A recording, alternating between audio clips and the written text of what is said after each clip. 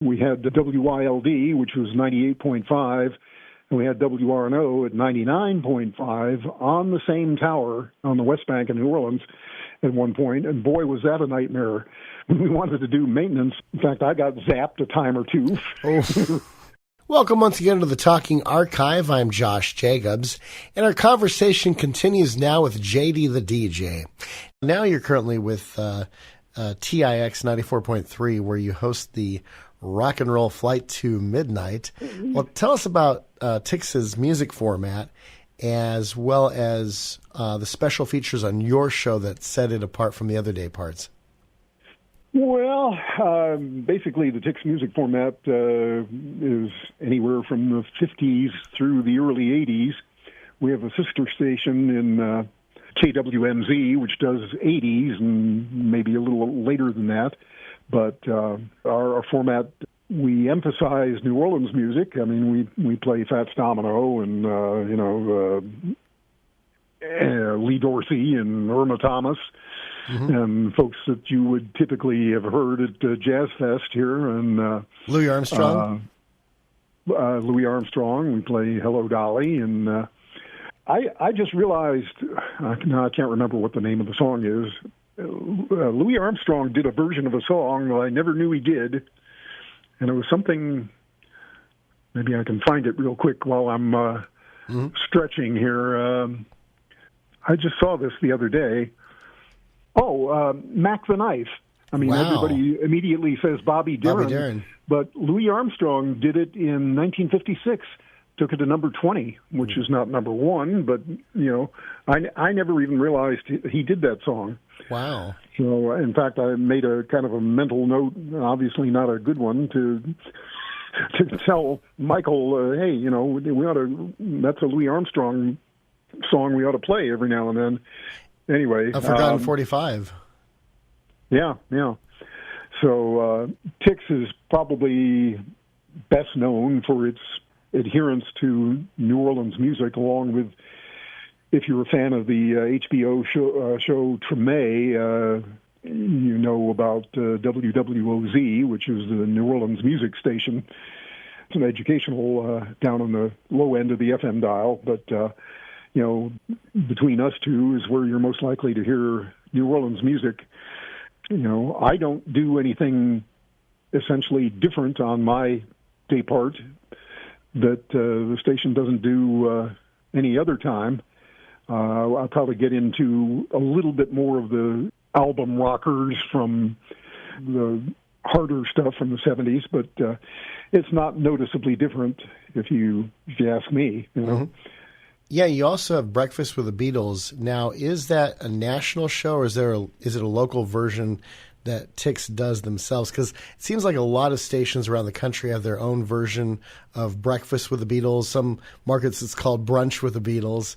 Who's the host of your version? Ours is local. It's put together by Mike Costello, who I always refer to as Beatles fan number one, Michael in the morning, But he basically puts that together, and I wouldn't say it's really hosted as much as it is just playback of Beatles hits, Mm-hmm. So after that, then Casey Kasem's on with the reprise of an American Top 40 countdown from the 70s, and then we can't get that out in Southern California. Cola 99.9 in the Inland Empire, Riverside, San Bernardino County, which has a great signal that can actually reach a lot of LA County and Orange County. They play Casey Kasem's American Top 40, the 80s. They used to play the 70s as well, but now they're just exclusively the 80s. So I'd love to hear the 70s version of that. And the cool thing is that my guess is on your station, just like Cola, you include Casey's dedications like, we got a brand new affiliate here in New Orleans, or something like that. Yeah, I think we showed up on at least one of those call-outs, but that would have been, the mighty 690 version of TIX that got called out in the 70s version, so that was the AM station. I know we have the Grassroots released a single 1970 or 71 WTIX, sooner or later. That's it. Wow. The grassroots actually sing the call letters, and I had that at WPTR when I was there. Mm-hmm. They were singing the WPTR call letters, and then TIX actually has a copy where they're singing the TIX call letters. I don't know how many stations they did it for, but it was a pretty cool idea.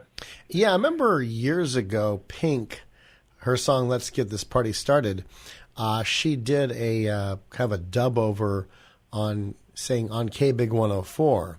Of course, the last, 16, 17 years, KBIG has gone with the moniker My FM. But I think when they do play her on 104.3, they still have her say K Big 104 in the lyrics, even though it's called My FM, but KBIG is still the call letter. So right. And then Shania Twain's "You're Something Special." I heard it one time on Kiss FM, and she said, "Okay, so you're Rick Dees. That don't impress me much." So she, I'm not sure how many morning DJs or DJs in general she did that about, but KIIS did have that when Rick Dees was morning drive. Of course, the last 21 years it's been Ryan Seacrest, the new host of Wheel of Fortune. I saw him last night, as a matter of fact. Well, I wasn't actually watching it. It was on the TV in the room when I walked through, but I think it's the first time I've seen him on Wheel of Fortune. So yeah. I went to a taping last year. That was my first taping of Wheel ever, which is kind of surprising because I grew up in Southern California. And it was just before his version debuted. And so he was a little rusty, but I thought, okay, this guy I think is going to, make the show his own soon. In fact, that episode ended up not being the first episode or one of the early episodes they ran. They probably snuck it like halfway through the season, so that way people are like, well, this guy's a little rusty. I'm not sure if this is going to be good or not. They probably picked one that was later on taped where he got into the groove of things and stuff, which is actually smart. Yeah. Well, as you mentioned, California, I remembered another WIXO jock, the Big Bazoo, Nick Bazoo, who programmed KMEL in San Francisco for a while. And then he went back to program B97 here, the top 40 FM, WEZB. Mm-hmm. And unfortunately, he died in a car. He moved back into the Gulf Coast area, I don't know, maybe 3 or 4 years ago, and died in a car accident here down on the Gulf Coast. So, oh, no. But he was another local boy from that spent time at WIXO. And he and Mike Costello were good friends from, I guess, the high school era, because Mike grew up in New Orleans, and along with his brother, of course, who kicked off WRNO back in 1967. They also, we had WRNO Worldwide, the first commercial shortwave outfit for a while back in the early 80s, around the time of the World's Fair. So we actually had, in fact, I was looking at pictures. Despite being chief engineer for the FM at the time, when we were getting the worldwide signal ready to go on the air, I never got to go out to that transmitter to see it because I ran across some pictures on the internet of the WRNO worldwide transmitter site. 3 million watts from a 50 kilowatt, slightly modified AM transmitter, and it was a log periodic antenna. And it happens to be, I didn't realize that WWL, our Clear Channel 50 kilowatt news talk station in New Orleans, their transmitter is actually fairly close to the WRNO antenna. And they actually had to put a notch filter in to keep WWL out of their final amp and whatnot. So, in fact, we had WYLD, which was 98.5, and we had WRNO at 99.5 on the same tower in New Orleans, on the West Bank of New Orleans. at one point, and boy, was that a nightmare. When we wanted to do maintenance on the FM, having a 98.5 100 kilowatt signal just feet from our antenna. In fact, I got zapped a time or two. Oh. we were trying to move the coax from. We had an SCR go out in the power circuit of the RNO transmitter at one point, and it was going to take Collins a week to get us a replacement. And so we wanted to move we had the auxiliary 5 kilowatt transmitter on the air, and we wanted to move the antenna because there were two antennas on the tower for RNO, one at the top and one considerably lower down, and we had them both. They were both hooked up, but the low antenna was hooked up to the auxiliary transmitter, and the top antenna was hooked up to the main RNO transmitter. And myself and another guy took the coax off the back of the main transmitter, and we were going to move it over and hook it up to the output of the auxiliary transmitter for the week that we were going to be on the air with less than full power. And man, as soon as we pulled that coax apart, zap, there was so much induced RF in the coax that I got zapped. Oh man! And, put it down. Tell us about the Louisiana World Exposition of 1984, because it was in New Orleans, and the station was a big part of that. How much presence did the station have during that time that exposition happened?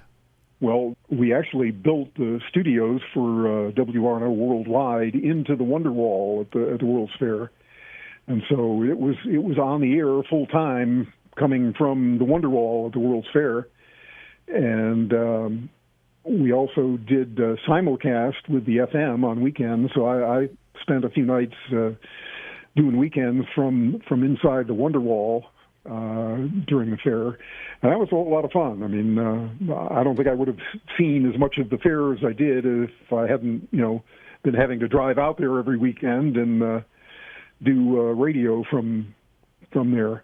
And it was fun. In fact, I took a bunch of photos that we just had on display at the Louisiana Archive building here in Baton Rouge, which is where my house is, and I guess they ran across a bunch of my photos somewhere. So they just had I guess it was 1984 to 2024 is the 40-year anniversary of the World's Fair. It was fun. I think we saw Huey Lewis and the Fake News there in concert, and a lot of fun there. That's great. Now, tell us about some of the most interesting radio contests you've had over the years. Any of the radio stations you've been to, something unusual that nobody else seemed to, present. Well, IXO did the instant ripoff for a long time, but there wasn't anything really special about that. Basically, I don't even remember the rules of the contest, but basically we could do it at any time, and if you happened to call in at the right time, which we really didn't announce, we just said you're the winner, and we gave away a Volkswagen Thing, if you remember that. And in fact, the guy that won the Thing from WIXO, I think I was on the air at the time when we actually gave it away. His name was Blair Coolman, and he ended up being a jock at WTIX, and Blair on the air, and he's a good guy that shows up at our radio reunions all the time, or most of the time anyway, and it's kind of interesting. He sent me a picture of his Volkswagen Thing on the street in front of his house, and I think he wrecked it at some point, probably a year after he won it. Oh, no. But, so that didn't last long, but neither did the thing. I don't know that they only produced it but once, so 1 year. I remember Richard Dreyfuss's character Moses Wine drove one of those in the 1978 movie The Big Fix. That was the first movie I remember seeing with Richard Dreyfuss in it. So I thought it was a really cool thing as a little kid. Like, wow, that's a cool-looking Volkswagen, Dad. Yeah, we had contests, giving away an entire library of record albums and that kind of stuff. We had the WNOE, they were doing cash giveaways quite often. It was around the time of For the Love of Money by the OJs, so needless to say that was on a lot of promos for the cash giveaway. I don't remember anything really unusual. Well, I know. This was at WRPI, my college station. Myself and the other guy that did the Sunday Night Oldies show on WRPI gave ourselves away for a date at some point. And I had forgotten about that, but that was interesting. So something you would never do today. Right. We're talking with JD the DJ. Check out his website at jdthedj.com. That's jdthedj.com. And next time, JD discusses the annual DJs reunion he has in New Orleans. We'll find out some stories about who's going to be there this year as well as past years. Here's some stories from JD about those DJs. And hopefully we'll have some or maybe even all of those DJs on the Talking Archive in the future as well.